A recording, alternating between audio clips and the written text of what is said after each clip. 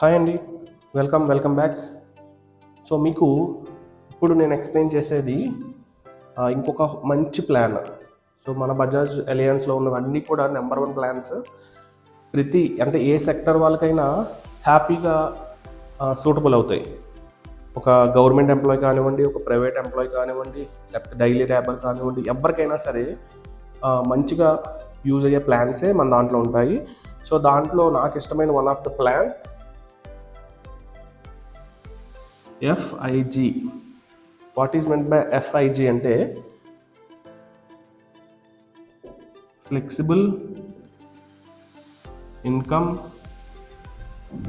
Goal. ఏంటండి? Flexible income goal, లేకపోతే flexi income goal అని కూడా అంటారు. సో పేరులోనే ఉంది ఫ్లెక్సీ ఇన్కమ్ గోల్. మన ఇన్కమ్ని బట్టి మనం ఫ్లెక్సిబుల్గా మన ప్లాన్ని డిజైన్ చేసుకోవచ్చు. సో దీంట్లో క్రైటీరియా ఇవన్నీ చెప్తాను. సో దానికన్నా ముందు ఈ ప్లాన్లో ఏం చెప్పచ్చు అంటే, ఇది లైఫ్ కన్నా మంచి సేవింగ్ అండి, మంచి సేవింగ్ ఆపర్చునిటీ. సో అది మనకు కావచ్చు, మన పిల్లలకైతే నేను సజెస్ట్ చేసేది నెంబర్ 1 అండి. పిల్లలకైతే ఎక్సలెంట్గా సూట్ అవుతుంది. సో అది నేను మీకు ఎగ్జాంపుల్గా కూడా నేను ఎక్స్ప్లెయిన్ చేస్తాను. సో మీరు చేయవలసిందల్లా స్కిప్ చేయకుండా ఈచ్ అండ్ ఎవ్రీ పాయింట్ని జాగ్రత్తగా విని జాగ్రత్తగా అర్థం చేసుకుని ఏదైనా డౌట్స్ ఉంటే కింద కనిపించే నెంబర్కి కాల్ చేయండి. Okay, don't miss. సో ప్లాన్లోకి వెళ్ళిపోదాం. సో ఇక్కడ ఎలిజిబిలిటీ క్రైటీరియా ఏంటంటే 0 to 55 years. ఎంతండి? 0 నుంచి 55 years ఉన్న వాళ్ళు ఎవరైనా సరే ఈ FIG ప్లాన్లోకి ఎంటర్ అవ్వచ్చు. ఓకేనా? సో ఇక్కడ కూడా మనకి కొన్ని రూల్స్ అండ్ రెగ్యులేషన్స్ ఉన్నాయి. సో దీంట్లో మనకు మేజర్గా ఇందాక నేను చెప్పినట్టుగా, అది లాస్ట్లో చెప్పినట్టుగా 1 lakh నేను ఇక్కడ ఎక్స్ప్లెయిన్ చేస్తాను. ఓకే,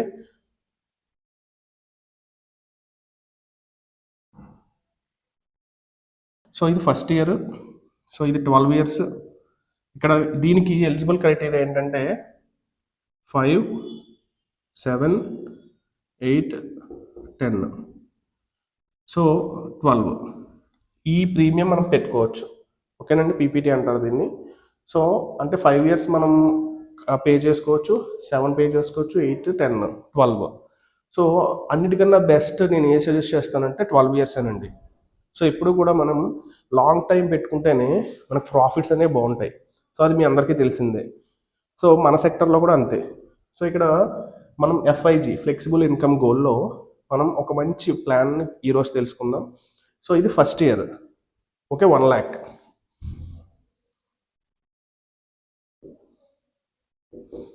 ఓకే, సో 1 lakh నేను ఎవ్రీ ఇయర్ సేవ్ చేద్దాం అనుకుంటున్నాను అప్ టు 12 years. సో ఇక్కడ మనకి ఏజ్లో ఏంటంటే 85 years రావాలి. బట్ ఇక్కడ ఇంకో 12 years వెయిట్ చేస్తే చాలు. బ్యూటిఫుల్ కదా? First year, 12th year, 24th yearలో మీకు మెచ్యూరిటీ అమౌంట్ వచ్చేస్తుంది. ఓకే, సో ఇక్కడ మీరు పే చేసేది 12 lakhs 12th year వరకు. సో 30th year నుంచి మీకు 24thలో 10 lakhs maturity amount. Okay, so ఇక్కడ సార్ ఏస్ ప్లాన్లో చూసాము మనకి ఇయర్లీ అమౌంట్ వచ్చింది. సో ఇక్కడ కూడా అలా ఉందంటే డెఫినెట్గా ఉంది. So wait and see. So ఇక్కడ మనకి మెయిన్ మీరు దానికి దీనికి డిఫరెన్స్ తెలుసుకునేది ఏంటంటే ఇయర్స్ అనేది చాలా తక్కువ. సో 85 వరకు వెయిట్ చేయాలి, ఇక్కడ 24. సో ఇక్కడ నా ఏజ్ బట్టి చూస్తే 30 yearsలో నేను స్టార్ట్ చేశాను, 42 year వరకు నేను పే చేశాను. ఓకే, మళ్ళీ ఇంకో 12 years అంటే నాకు 54 వస్తే I will get 10 lakhs. Clear అండి? నాకు 30 సంవత్సరం, ఫస్ట్ ఇయర్ 1 lakh, నాకు 42 వచ్చేటప్పటికి నేను 12 lakhs పే చేస్తాను. నాకు 54 వచ్చేటప్పటికి ఇవి కాకుండా 10 lakhs వస్తాయి. క్లియర్? సార్ ఇదేంటి సార్, ఇక్కడ 12 లక్షలు కదా కట్టింది మీరు, 12 సంవత్సరాలు, మరి 10 లక్షలు ఇవ్వడం ఏంటి? డౌట్ వచ్చింది కదా? వెయిట్, ఇంకా ఉంది. సో ఇక్కడ మనకి ఏస్ ప్లాన్లో చెప్పినట్టుగా ప్రతి ఇయర్ 45,000 ఇచ్చింది కదా. సో ఇక్కడ మనకి ఎవ్రీ ఇయర్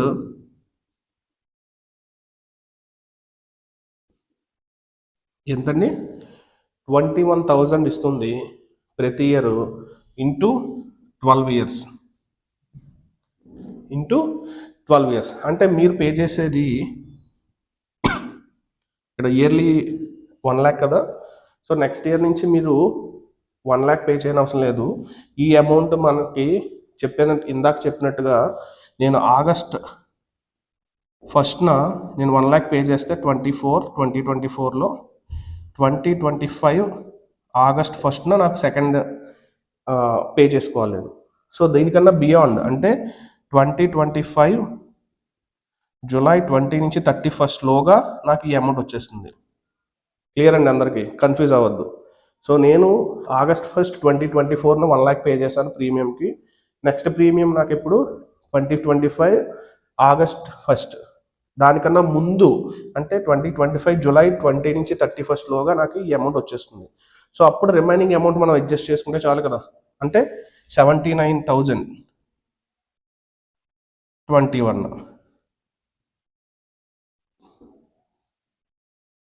అంతే కదండి.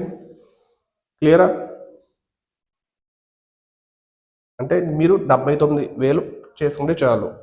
సో అట్లా క్యాల్కులేట్ చేసుకుంటే మనం 2,31,000 మైనస్ 12 lakhs అంటే మీరు పే చేసేది కేవలం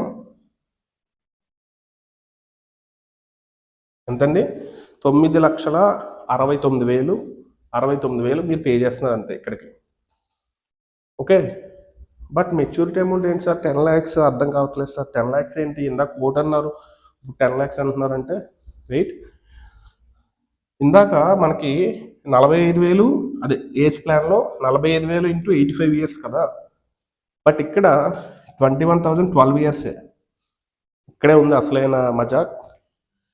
నాకు 12 years అయిపోయింది, పే చేశాను నేను క్లియర్. సో నాకు 30th year నుంచి అంటే నాకు 43 year నుంచి 44, 45 అప్ టు 54 వరకు నాకు ఎవ్రీ ఇయర్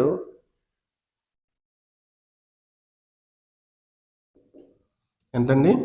1,05,000 నాకు వస్తూ ఉంటాయి అప్ టు 12 years. అంటే నాకు 54 వచ్చేంత వరకు నాకు ఈ అమౌంట్ వస్తూనే ఉంటుంది వన్స్ ఇది కంప్లీట్ అయిపోయిన వెంటనే. అర్థమైందండి?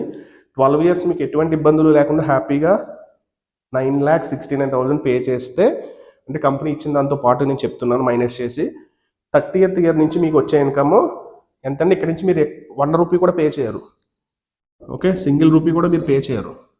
మీకు ఎవ్రీ ఇయర్ అంటే ఆగస్ట్ మీరు ఇదే కంటిన్యూ అయిపోతుందండి. ఓకే, July 20 నుంచి 31st లోపల మీరు ఈ అమౌంట్ పడిపోతుంది. అంటే నేను ఇక్కడ ఈ మంత్లో ఉన్నాం కాబట్టి ఇలా చెప్తున్నాను. రేపు పొద్దున మీరు అక్టోబర్లో స్టార్ట్ అయితే సేమ్ 1 year, జాన్లో స్టార్ట్ అయితే సేమ్ 1 year. ఓకే, అట్లా క్యాలిక్యులేషన్ ఉంటుంది దీంట్లో. సో అలా మీకు ఎవ్రీ ఇయర్ ఎంతండి? సో ఫైనల్గా క్యాలిక్యులేట్ చేసుకుంటే 12,60,000. ఓకేనా? క్లియరా? సో ఇప్పుడు ఈ అమౌంట్స్ అన్నీ వదుకుని రాద్దాం. సో 12,60,000 మనకి, సో ఇక్కడ 21,000 ఇస్తుంది కదా. సో ఈ 21,000 ఇంటూ 11 ఓకే ఎంతండి? 2,31,000. అలాగే మనకి 30th year నుంచి 24 year లోగా 12,60,000. అలాగే ఫైనల్గా 10 లక్షలు. సో మొత్తం క్యాలిక్యులేట్ చేసుకుంటే 24,91,000 మీరు పే చేసేది ఎంత? 12 lakhs పే చేస్తే మీకు వచ్చేది 24,91,000 అంటే 24 లక్షలు. అంటే రౌండ్ ఫిగర్గా 25 lakhs వేసుకోండి. అంటే మీరు ఇక్కడ ఇన్వెస్ట్ చేసింది 12 yearsలో ఓన్లీ 12 lakhs. బట్ మీకు ఫైనల్గా ఇక్కడ టైం పీరియడ్ తక్కువ, అవునా కదా? సో ఇది ఎక్కడ యూజ్ అవుతుందో మీకు ఇక్కడ అర్థమైంది కదండి. ఎవ్రీ ఇయర్ మీరు పే చేసినప్పుడు FIGలో కనుక మీరు ప్లాన్ తీసుకుంటే, okay, flexi income goal, okay, so 1 lakh every year మీరు అనుకుంటే 12 years, ఓకే, సో 12 ఇయర్స్ వరకు మీరు హ్యాపీగా 1 lakh పే చేసుకోగలిగితే మీకు ఎవ్రీ ఇయర్ 21,000 రిటర్న్ వచ్చేస్తాయి ఫస్ట్ 12 ఇయర్స్. తర్వాత 30th ఇయర్ నుంచి 24 ఇయర్ వరకు ఎవ్రీ ఇయర్ 1,05,000 వస్తాయి. క్లియర్? ఫైనల్ సెటిల్మెంట్ 24,91,000 మొత్తం క్యాల్కులేట్ చేసుకుంటే. క్లియర్? సో ఇక్కడ మీరు ఇవి డబల్ చేసుకోవచ్చు. సో ఇక్కడ 2 లక్షలు పే చేసుకున్నారు అనుకోండి ఇయర్లీ, సో ఇక్కడ 42,000 వస్తుంది. సో ఇక్కడ 2,10,000 వస్తుంది. సో ఇక్కడ 20 లక్షలు వస్తుంది. సో ఈ అమౌంట్ కూడా పెరుగుతుంది. క్లియర్ అండి? అంటే ఇయర్లీ నేను చెప్పేది. సో ఇది ఎవరికి బాగా ఉపయోగపడుతుంది అంటే బిజినెస్ మ్యాన్స్ బాగా ఉపయోగపడుతుంది, గవర్నమెంట్ ఎంప్లాయీస్ బాగా ఉపయోగపడుతుంది, అలాగే పిల్లలకి కూడా బాగా ఉపయోగపడుతుంది. సో నేను పిల్లల మీద ఎగ్జాంపుల్ చెప్తాను అన్నాను కదా, సో అది క్లియర్గా చెప్తాను, వినండి. ఓకే, సో ఇది అర్థమైంది కదా అందరికీ? కొన్ని క్యాలిక్యులేషన్స్ అన్ని తీసేస్తున్నాను, మళ్ళీ చెప్తాను.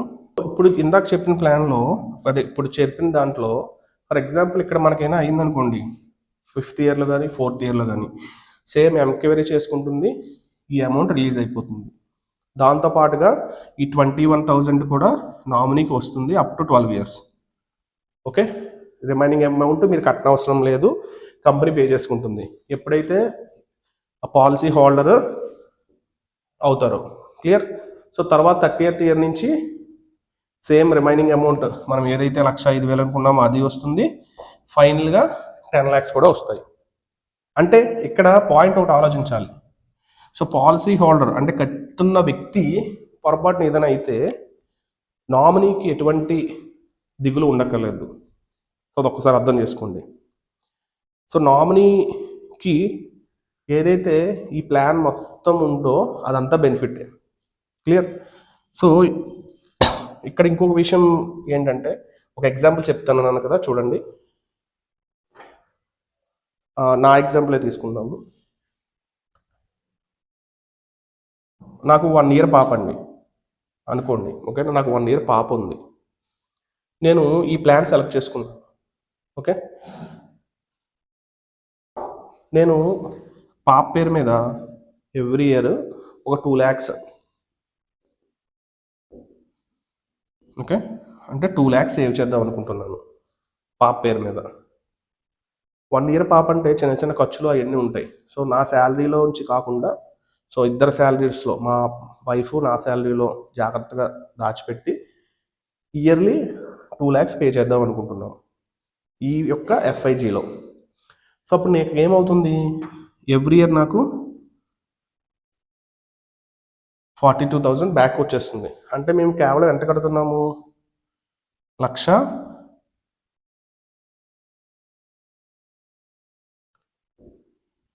అంతే కదా. సో 1,58,000 కడుతున్నాం సెకండ్ ఇయర్ నుంచి. క్లియరా?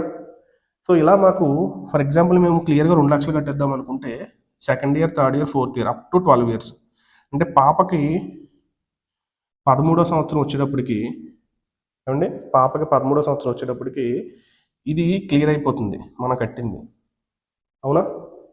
సో పాప 14లో అడుగు పెట్టినప్పుడు నాకు ఇక్కడ ఎంత వస్తుందండి, మనం కట్టిన 30th ఇయర్ నుంచి ఇందాక 1,05,000 కాబట్టి 2,10,000 వస్తుంది. క్లియరా? 2,10,000. సో ఇప్పుడు మేము ఏ హర్రీ బర్రీ అవ్వకుండా హ్యాపీగా, ఇది ఫంక్షన్ ఏజే కదండి, 13, 14, 15. సో హ్యాపీగా మేము ఈ అమౌంట్ ప్లస్ మా పేరెంట్స్ ఉంటారు కదా, అందరూ సేవ్ చేస్తారు కదా ఒక పాప పుట్టిందంటే, సో వాళ్ళ అమౌంట్ అందరూ కలిపి హ్యాపీగా గ్రాండ్గా ఫంక్షన్ సెలబ్రేట్ చేస్తాం. ప్లస్ పాప చదువులకి నిమిత్తము ఎవ్రీ ఇయర్ మాకు ఎంత వస్తుంది, 42,000 వస్తుంది. ఎటువంటి హర్రీ బర్రీ అవ్వకుండా హ్యాపీగా పాప చదువుకి ఉపయోగపడుతుంది. అలాగే ఇక్కడ నుంచి ఇంటర్, 10th డిగ్రీస్ ఉంటాయి కదా, ఏది పాపకి, పాప అయితే పాప, బాబు అయితే బాబు. ఓకే, సో ఇక్కడ ఎవ్రీ ఇయర్ నాకు పాపకి 25th ఇయర్ వచ్చే వరకు నాకు ఎంత వస్తుంది, పాపకి 25 years వచ్చేంత వరకు నాకు 2,10,000 ఎవ్రీ ఇయర్ వస్తుంది. సో చదువు దగ్గర ఎక్కడైనా నేను వెనకాడొచ్చా ఇక్కడ ఒక పేరెంట్గా? ఫస్ట్ 12 సంవత్సరాలే కష్టపడ్డాం మేము పాప కోసం. So remaining, so every year మనకి 2 lakhs వస్తున్నాయి, ఇన్వెస్ట్మెంట్ ఉంది కాబట్టి. సో 25th ఇయర్లో నాకు నా చేతికి హ్యాపీగా 20 లక్షలు వస్తాయి. ఎంత వస్తుందండి? 20 లక్షలు. అంటే పాపకి పెళ్లి వయసు 25th ఇయర్లో. వెళ్ళను కూడా తనకు మంచి శాలరీ వచ్చి మంచి జాబ్ వస్తే, సో నేను ఈ 20 ల్యాక్స్ కూడా దీంట్లో 10 ల్యాక్స్ పెట్టి తనకి గోల్డ్ అది కొని 5 ల్యాక్స్ పెట్టి ఏ కార్ కొంటే 5 ల్యాక్స్తో హ్యాపీగా నేను మ్యారేజ్ చేయొచ్చు. ఒక మిడిల్ క్లాస్ మెంటాలిటీ అండి నేను చెప్పేది. ఒక కుబేరులు కాదు, ఓకే. ఇప్పుడు ఆ అంబానీ ఫ్యామిలీలు అయితే కొన్ని కోట్లు ఖర్చు పెట్టి పెళ్లి చేస్తారు. బట్ మనలాంటి వాళ్ళకి 5 లక్షలు పెట్టి మంచిగా పెళ్లి చేసామంటే, మనం 10 లక్షలు వేసుకోండి, ఒక మిడిల్ క్లాస్ 10 లక్షలు పెట్టి పెళ్లి చేసామంటే ఎంత గ్రాండ్గా ఉంటుంది. అది ఒక లైఫ్ అచీవ్మెంట్ అనమాట. బట్ మనం కష్టపడితే కేవలం 12 ఇయర్స్ మాత్రమే, రిమైనింగ్ అంతా కూడా సేవింగ్స్లో మనకి ఫైనల్గా పాపకి ఇంత వస్తుంది అమౌంట్, ఓకే. సో లేదు నేను చిన్నగా మంచిగా పెళ్లి చేస్తాను ఒక 2-3 లక్షలు అంటే మిగతా అంతా హ్యాపీగా పాప పేరు మీద బ్యాంక్లో వేసేయచ్చు. లేకపోతే మళ్ళీ పాప పేరు మీదే మళ్ళీ అగైన్ పాలసీ రూపంలో రొటేట్ చేయొచ్చు. ఎందుకంటే పాపకి 25 సంవత్సరాల, ఒకసారి చూడండి ఇక్కడ ఇదే 25, ఓకేనా. సో ఇక్కడ నేను 10 ల్యాక్స్ ఉంది, 8 లక్షలు ఖర్చు పెట్టేశాను. సో 12 ల్యాక్స్ నా చేతిలో ఉన్నాయి, ఓకే. సేమ్ పాప పేరు మీద అగైన్ నేను ఏస్ ప్లాన్లో ఇన్వెస్ట్ చేశాను, ఓకేనా. ఇయర్లీ 1 ల్యాక్, ఆ 12 ల్యాక్స్ దాచిపెట్టి ఎవ్రీ ఇయర్ నేను పే చేస్తున్నాను. సో 45,000 వస్తుంది పాపకి. సో తన ఉద్యోగం కూడా చేస్తుంది, రైట్. తన పిల్లల పేరు మీద కూడా ఇదే వేస్తుంది, రైట్. సో అప్పుడు తనకు హ్యాపీగా మాకు వచ్చినట్టే తనకు కూడా హ్యాపీగా వస్తుంది. థింక్. సో మనం ఎప్పుడు కూడా ఫ్యూచర్ కోసం ఆలోచించాలి. సో మనకు వచ్చిన అమౌంట్ని మళ్ళీ అలా రీఇన్వెస్ట్మెంట్ చేసుకుంటూ మనం హ్యాపీగా లైఫ్ లీడ్ చేయాలి అనేది కూడా ఆలోచించాలి, ఓకే. సో ఇదండి ఫ్లెక్సీ ఇన్కమ్ గోల్.